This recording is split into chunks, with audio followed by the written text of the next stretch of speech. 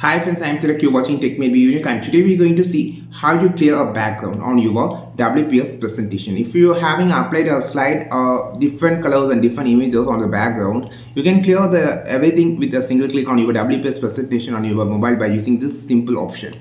And if you're new to this channel, make sure to click on subscribe button below. We just move on to the video. How to clear a background on your WPS presentation. For an example, here I'm just going to choose the background design as a color, or you can just change for colors like this. I'm just going to change to red here, and just going to add some more slide. I'm just going to add a background image for this.